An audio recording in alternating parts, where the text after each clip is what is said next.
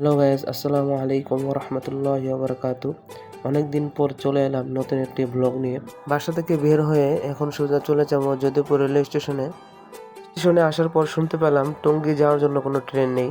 তাই আমি স্টেশন থেকে বের হয়ে টঙ্গী যাওয়ার জন্য অটোতে উঠলাম। টঙ্গী আসতে আসতে আমার প্রায় সন্ধ্যা হয়ে যায়। ঢাকা থেকে আমার বন্ধু আলবি, সে আমার জন্য টঙ্গী অনেকক্ষণ যাবত ওয়েট করতেছিল। পরে আমি এবং আমার বন্ধু আলবি তার বাইক নিয়ে ছুটে চললাম ফরিদপুরের পথে। আমরা দুজন রাত 8টার দিকে টঙ্গী থেকে আশুলিয়া বাইপাল হয়ে মানিকগঞ্জ হয়ে পাটুরিয়া ঘাট চলে যাব। এই ট্যুরটা ছিল আমাদের নতুন এক অভিজ্ঞতা, কারণ এর আগে আমরা কখনো বাইক দিয়ে এত দূরের রাস্তা পাড়ি দিইনি। এখন আমরা বাইক চালাচ্ছি ঢাকা আরিচা হাইওয়ে দিয়ে। মাঝখানে একটি ব্রেক দিয়ে আমরা চলে এলাম পাটুরিয়া ঘাটে। ঘাটে আসার সাথে সাথে আমরা ফেরি পেয়ে যাই, আমরা তখন ফেরিতে উঠে পড়ি। এখন আমরা চলে যাব দৌলতদিয়া ঘাটে। ওইখানে আমাদের জন্য ওয়েট করতেছেন মিথুন ভাই। তবে এই ট্যুরটা ছিল আমাদের দুজনেরই নতুন এক্সপিরিয়েন্স। তবে আমরা ভয় পাইনি, কলিজা ভরা সাহস নিয়ে চলে এসেছি। তবে আমাদের জন্য দুইজন ব্যক্তি খুবই টেনশন করছেন, যারা কিনা আমাদের বারবার খোঁজ খবর নিয়েছে যে আমরা কোথায় আছি না আছি। তো দুইজন ব্যক্তির ছবি দিয়ে দিই, দেখেন। ফোনে চার্জ না থাকার কারণে দৌলতদিয়া ঘাটে এসে আর ভিডিও করতে পারিনি। পরের দিন সকালে ঘুম থেকে উঠে ফ্রেশ হয়ে নিলাম। আমি তোমার রাত্রে ঘুমটা কেমন আছে বন্ধু? আমরা সবাই রেডি এখন, আমাদের সকালের নাস্তা। এই যে মিথুন ভাই।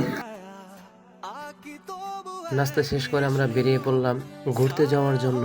এখন আমরা মেহেরপুর নামক একটা জায়গায় যাব ঘুরতে। এটা হলো মিথুন ভাইদের বাসা, এখানে আমরা রাত্রে ছিলাম।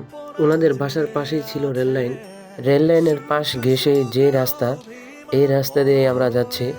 আমি এবং মিথুন ভাইয়ের বাইকে, আলবি আমাদের পিছনে।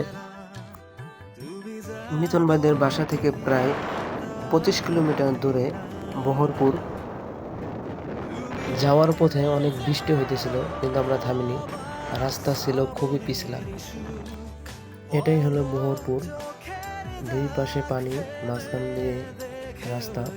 তো সামনে অনেক বড় একটা বিল আছে, ওই বিলটা দেখার জন্যই আমাদের এত দূরে আসা। আমরা পুরা রাস্তা প্রায় বৃষ্টির সাথে যুদ্ধ করতে করতে আমরা এসেছি, কিন্তু লাস্ট পর্যন্ত আমরা আর বৃষ্টির সাথে পারলাম না।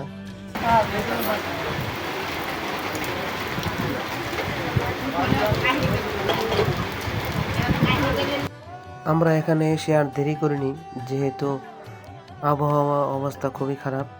এই জন্য আমরা তাড়াতাড়ি করে একটা নৌকা ভাড়া করলাম। তো এই নৌকা দিয়ে এখন আমরা ঘুরবো।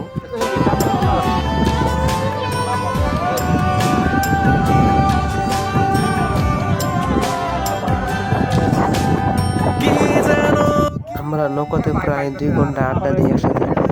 আড্ডা দেওয়ার পর আমরা চলে আসি। ঘোরাফেরা শেষ করে এখন আমরা চলে যাচ্ছি মিথুন ভাইদের বাসায়। বাসায় এসে আমরা সবাই ফ্রেশ হয়ে নিলাম। তো বাইরে বৃষ্টি পড়তেছিল। এই যে আমাদের দুপুরের খাবার আজকে অনেক কষ্ট করে আন্টি রান্না করেছেন, মিথুন ভাইয়ের আম্মা। আমরা এখন বসবো খাবার খাইতে। আচ্ছা আমি চল আজকে না নেস না এই কারণে তোর বাস করে আমি করবে না। ভাতটা খাওয়ার পরে আন্টি আমাদেরকে মিষ্টি, দই, কেক দিয়েছে। খাওয়া দাওয়া শেষ করে আমরা চলে এলাম ছাদে। তো আজকে আমরা খুবই ক্লান্ত, এই জন্য আজকের ব্লগ এতটুকু পর্যন্তই। ইনশাল্লাহ দ্বিতীয় ব্লগে আপনাদেরকে আরো অনেক কিছু দেখানো হবে। ভালো থাকেন।